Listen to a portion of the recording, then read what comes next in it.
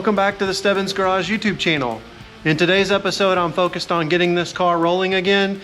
In the last episode, you saw that I finished the undercarriage and got that all sprayed in. Now we've got to put the new suspension in, the gas tank that we refurbished a couple of episodes ago, and a bunch of other stuff. So I'm going to focus on getting that done, and this is going to be just a lot of work. I hope you enjoy that type of video. If you do, hit that thumbs up and subscribe to my channel. So next up, I've got the rear bump stops. These are jaunt spacers. Basically, they space down the bump stop. These are from Hawks Performance, good guys over there. I've got these, which are energy suspension.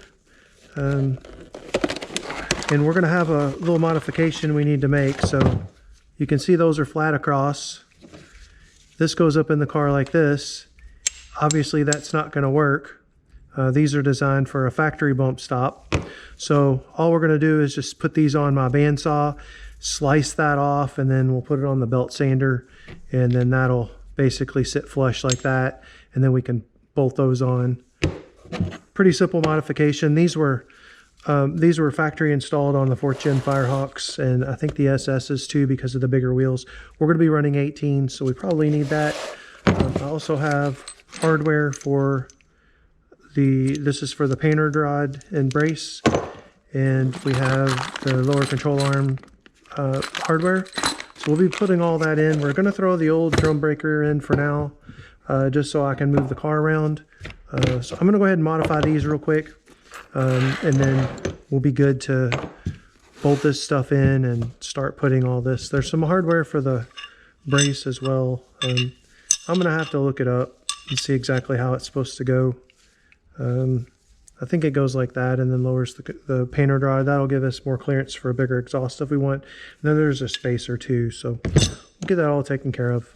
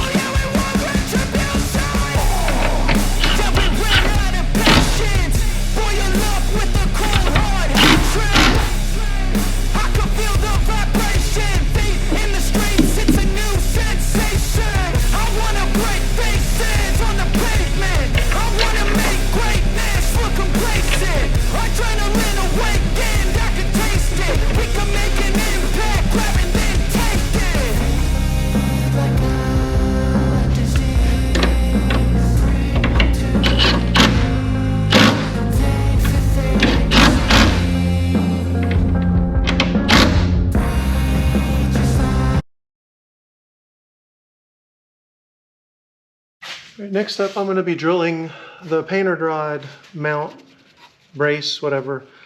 This needs to be opened up to fit our bolt for our relocation kit.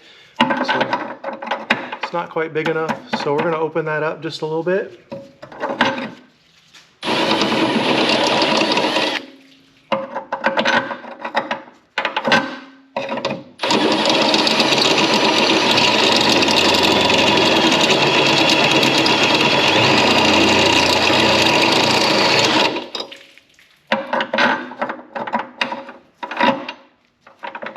There we go. Got to do the other one as well.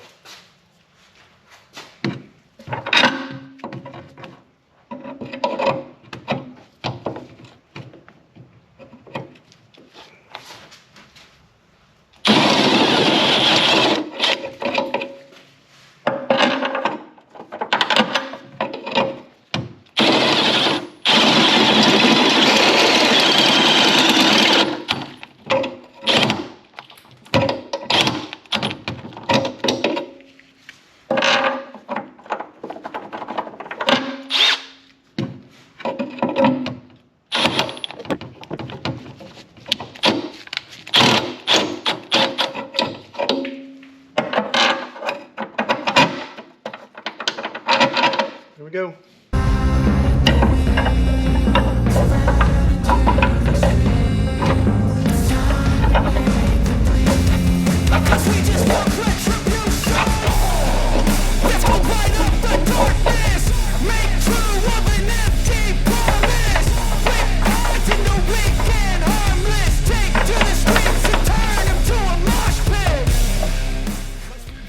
Okay, we're gonna go ahead and install this.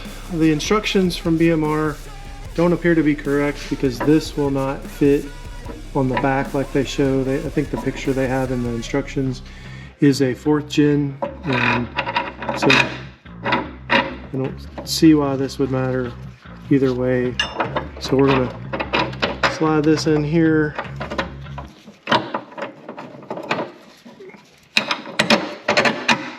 Just like that. And then we'll put the other piece on too.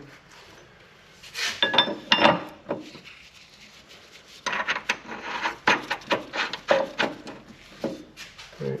I'm gonna go ahead and put this in for now, but we're gonna have to remove this bolt because I will actually be putting the brace, but our gas tank's gotta go in. I just wanted to get those things drilled out first.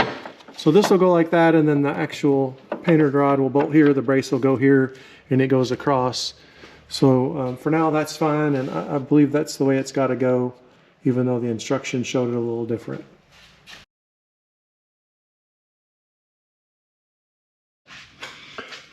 All right, I have some brand new gas tank pads. They're cheap. Essentially all you do is just slide them in like this, and then they kind of pull down. And then once the gas tank's in, they loop up and loop around the gas tank. So we'll do that whenever I get somebody out here to help me. I'm a little injured right now and I'm not supposed to be lifting a whole lot of weight. The gas tank's empty except for our Aeromotive fuel pump, so hopefully we can get that right. Let me go check on and see if my wife's probably not busy. Yeah, you're gonna need to kind of help me feed the, like, you'll probably have to reach up in here and grab the fuel neck. Okay. And just kind of steady it while I maneuver this. I mean, it shouldn't be that big of a deal because Okay.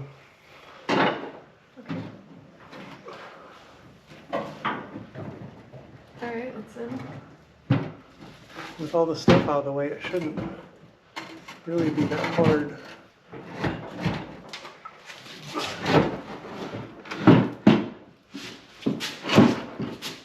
Okay. All right, could you come down here now? Can you just push up on that? Okay. Got it? I'm gonna... Yep.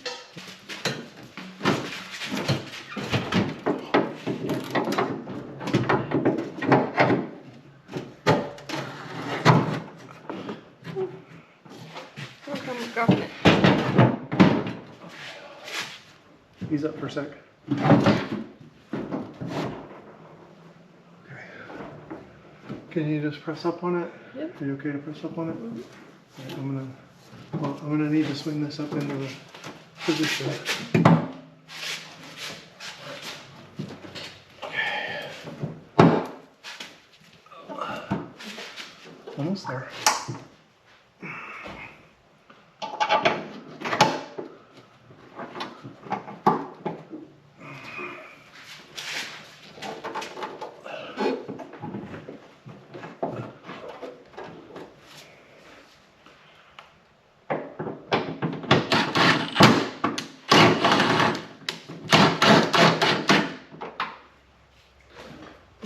That one's there. It'll sit for a sec. Scoot over to the passenger side if you would, and I'll do the same here. Wouldn't do very well in a survivor challenge. The what? I wouldn't do very well in a survivor challenge. Yeah. I mean, luckily all that crap is out of the way.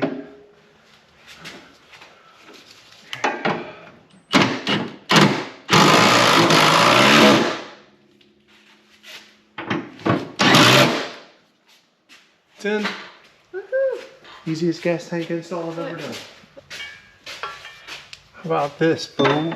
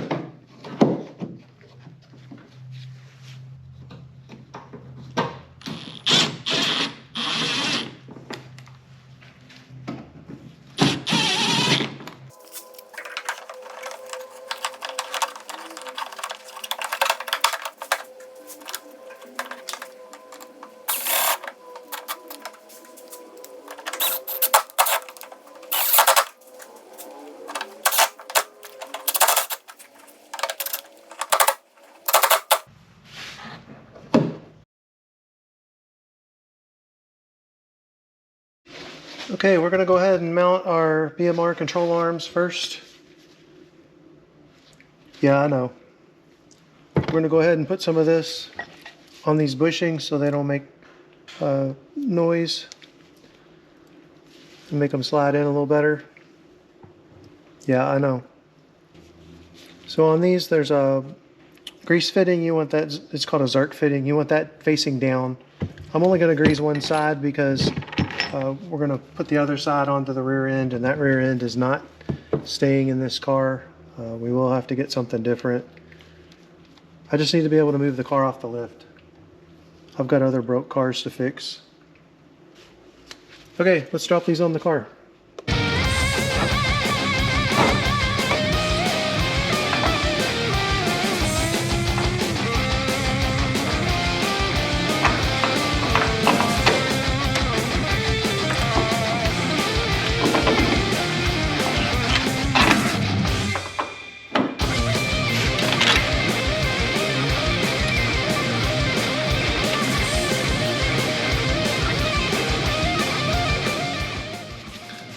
Okay, we're gonna go ahead and snug that nut up after we get the other one put in, and we'll just get them to where we can move them into place with the new rear end.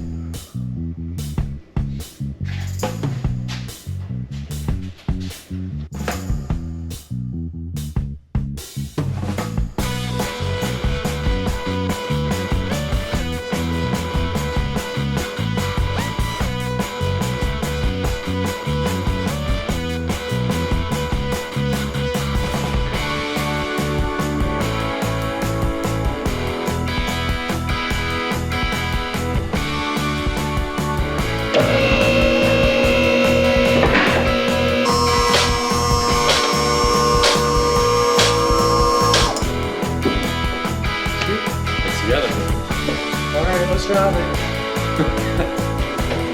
Let's not. Okay, rear end is back in it. Closeout panels in. Gas tanks in. The ugly rear end is in. We're getting there. Like I said, those shocks are not what I'll be running long term. Just need something to get it rolling. I went ahead and threw up the side skirt, which hasn't been on there in a year. I'll do the other one tomorrow, and then we've got heads to work on. So hopefully I can be done with the underside of this car, start getting the interior in it, get working on the motor. You can see we've got a metric ton of interior parts. I've got pretty much every plastic piece to go in there, either there or in the bins, and then still have not gotten those over to the upholsterer to get those recovered. We're getting there. It's about ready to go back on the ground.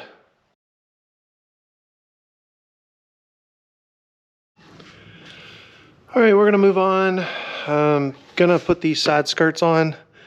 Have a bit of an issue. I thought it was originally related to the door sagging, but we fixed the door hinges and it still persists.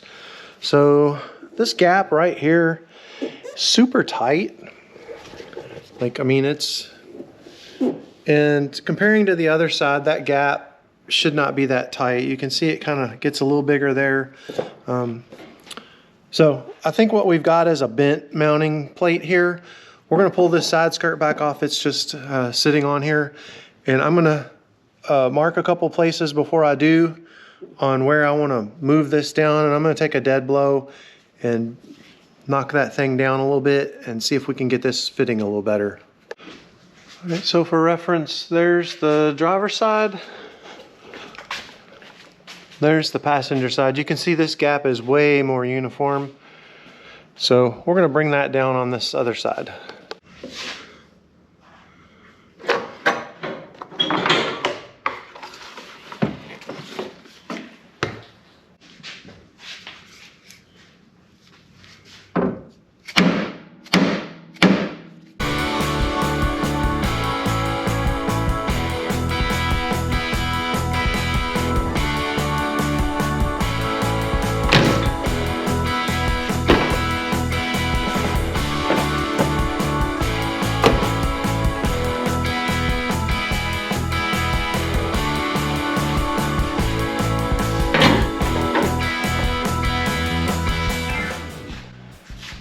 Looks like I moved it a little bit. It's not where I want it to be. All right, let's beat on it some more.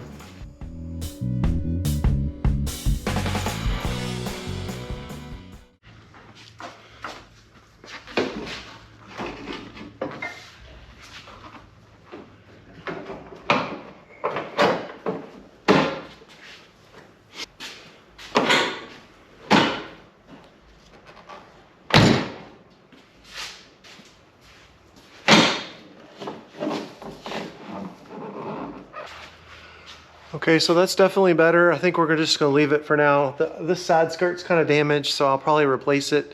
So we're gonna call that good. We'll be able to install that.